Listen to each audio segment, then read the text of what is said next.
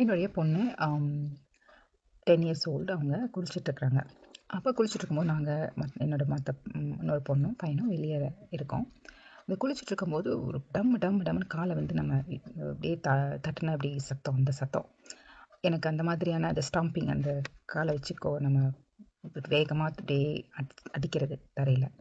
So நான் வந்து அது எனக்கு ரொம்ப ட்ரிகர் ஆயிடுச்சு. அதாவது எனக்கு ஆல்ரெடி வந்து என்னோடய மைண்டில் நிறைய வாய்ஸ் வர ஆரம்பிச்சிருச்சு.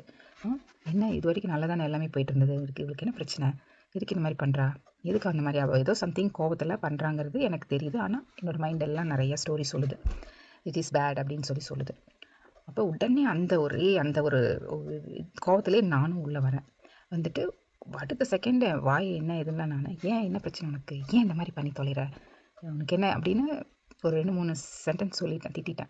திட்டினதுக்கப்புறம் அப்புறம் அந்த திட்டி நான் முடிக்கும் போது எனக்கு அந்த கான்ஷியஸ்னஸ் கொஞ்சமாக அந்த அவேர்னஸ் வருது. அப்போது ஐயோ நான் திட்டிகிட்டு இருக்கிறோமே அப்படின்னு சொல்லிட்டு அந்த டைமில் என்னோடய பொண்ணு என்னுடைய ஃபேஸை வந்து ஸ்கேன் பண்ணுறா. பண்ணிவிட்டு ஆப்வியஸ்லி நான் வந்து ரொம்ப இந்த ட்ரிகர் மோடில் ரியாக்டிவ் மோடில் இருக்கிறது அவள் பார்க்குறா. பார்த்துட்டு உடனே என்ன தெரியுமா அப்படியே சொன்னால், அந்த ஹோல்டர் சீப்பு வைக்கிற அந்த ஒரு ஹோல்டர், ஒரு சின்ன பேஸ்கெட், அதுதான் விழுந்துச்சு அப்படின்னா, அதுதான் சவுண்டு அப்படின்னா. ஆக்சுவலி அப்படியே தெரிஞ்சிச்சு அது வந்து இட்ஸ் எ லை, பொய் சொல்கிறா. ஸோ அது அந்த இதெல்லாம் இந்த கான்வர்சேஷன் நடக்க நான் வந்து அந்த அவேர்னஸ்க்கு வர ஆரம்பிச்சிட்டேன். Taking deep breadth. எனக்கு தெரியுது பொய் சொல்கிறா. இதுவே இந்த அவேர்னஸ் வராமல் இருந்திருந்தா அந்த ரியாக்டிவ் மோட்லேயே அடுத்தது பாஞ்சிருப்பேன். நான் பொய் சொல்கிறியா, எதுக்கு பொய் சொல்கிற அப்படின்ட்டு அது ஒரு ரியாக்டிவ் மோட் திட்டு நல்லாவே கிடச்சிருக்கும் அந்த பொண்ணுக்கு.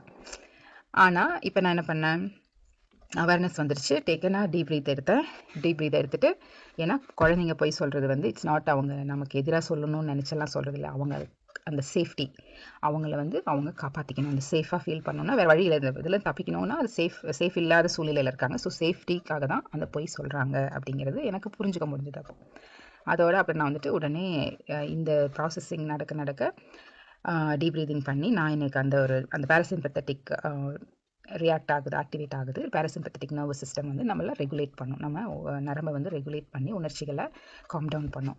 அப்போ அந்த ஸ்டேட்டுக்கு நான் வந்ததுக்கப்புறம் நான் பார்த்து நீ அப்செட்டாக இருக்கிற மாதிரி இருக்குதே அப்படின்னு தான் சொன்னேன். ஏன்னா என்னுடைய ஃபுல் அந்த எனர்ஜி, அந்த ஒரு மாதிரி ஸ்டிஃபாக இருந்த எனர்ஜி இதெல்லாமே வந்து அப்படியே காம் ஆயிடுச்சு. ஸோ என்னோடய ஃபேஸ்லேயும் அந்த காம்னஸ் வந்துடுச்சு. நான் கேட்குறேன், அப்செட்டாக இருக்கிற மாதிரி இருக்க அப்படின்னு கேட்ட உடனே என் பொண்ணு அழுக ஆரம்பிச்சிட்டாங்க. எப்படி, ஆமாம் ஸ்கூலில் வந்து டீச்சர் என்னை திட்டாங்க, ஏன்னா நான் வந்து ரிவ்யூ பண்ணாமல் சப்மிட் பண்ணிட்டேன் அப்படின்னு சொல்லிட்டு, பட் நான் ரிவ்யூ பண்ணேன் அப்படின்னு சொல்லி அப்படியே அழுன்னு அழுகிறாங்க. அதுக்கப்புறம் எனக்கு வந்து அந்த ஒரு எம்பத்தி தான் தோணுச்சு. ஸோ பாவம் பிள்ளை அப்படின்ட்டு நான் என்ன பேசினேன், ஆமாம் இப்போ ரொம்ப அது கஷ்டப்படுற மாதிரி இருக்குது, பட் எவ்ரிபடி மேக் மிஸ்டேக், எல்லோரும் மிஸ்டேக் பண்ணுறது சகஜம்தான், இட்ஸ் ஓகே. மேபி டீச்சர் திட்டுனது வந்து it's not about you, it's about her. அவங்க ஏதாவது ஒரு டென்ஷனில் இருந்திருப்பாங்க, அந்த மாதிரி பண்ணியிருப்பாங்களா இருக்கும். பட் இட்ஸ் ஓகே, நீ என்ன இப்போ ஃபீல் பண்ணுறியோ இட்ஸ் ஓகே டு ஃபீல் அப்படின்னு சொன்னேன். இப்போ என்ன அப்செட்டாக ஃபீல் பண்ணுறா, ஃப்ரஸ்ட்ரேட்டடாக ஃபீல் பண்ணலாம், whatever she is feeling it's okay to feel அப்படிங்கிறத நான் சொல்கிறேன். ஸோ இந்த ப்ராசஸ் என்ன அப்படின்னா, நானும் ரெகுலேட் பண்ணுறேன் குழந்தைங்க கூட சேர்ந்து. ஸோ ஃபஸ்ட்டு நான் ரெகுலேட் ஆகிக்கிட்டேன். இப்போ அவங்களுடைய நர்வஸ் சிஸ்டத்தை நான் கூட இருந்து ரெகுலேஷன் பண்ணுறோம். அப்படிங்கும்போது அவங்க நர்வஸ் சிஸ்டமும் காம் டவுன் ஆகும். இதை தான் நம்ம குழந்தைங்களுக்கு மாடல் பண்ணணும். அப்போது ஏன் எனக்கு அந்த கோவம் வந்துச்சு, ஏன் வந்துச்சுன்னா, எனக்கு சின்ன வயசில் கோபம் படக்கூடாது, கோபத்தை வெளியே காமிக்கவே கூடாது, இது தப்பு. இல்லைன்னா அந்த மாதிரி பண்ணியிருந்தாலும், கோபத்தில் நம்ம கத்தியோ வாட் எவர் பண்ணியிருந்தாலும் நம்மளை திட்டுனாங்க, அடி விழுகும், இல்லைன்னா ஷேம் பண்ணுவாங்க, இல்லை கிரிட்டிக் பண்ணுவாங்க. ஸோ கோபப்படுறது வந்து தப்பு அப்படிங்கிறது சின்ன வயசில் மைண்டில் பதிஞ்சிருக்கு. அப்போது ஆப்வியஸ்லி அதனால தான் அந்த ட்ரிகர் தான் எனக்கு அவங்க அந்த மாதிரி காலை வச்சு உதைக்கும் போது நமக்கு அப்படி கோபமாக வருது. ஸோ நான் ஒரு நிமிஷம் பாஸ் பண்ணி இதில் வந்து இன்னர் சைல்டு ஒர்க்.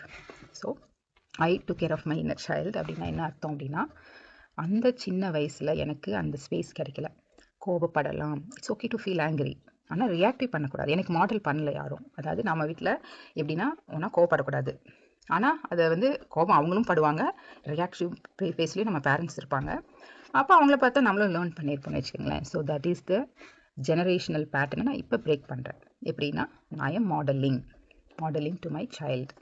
அப்போ நம்ம குழந்தைங்களுக்கு நம்மளும் ரெகுலேட் பண்ணிவிட்டு அவங்களுக்கு ரெகுலேஷன் ஃபேஸில் அந்த மோடில் நம்ம போகும்போது they learn how to regulate in the future. அப்போது இதுதான் நடந்ததுன்னு வச்சுக்கோங்களேன். So I gave permission to my self. It's okay to feel angry அப்படிங்கிறது நான் 40 எனக்கு 40 வயசுக்கு மேலே தான் எனக்கு தெரியுது.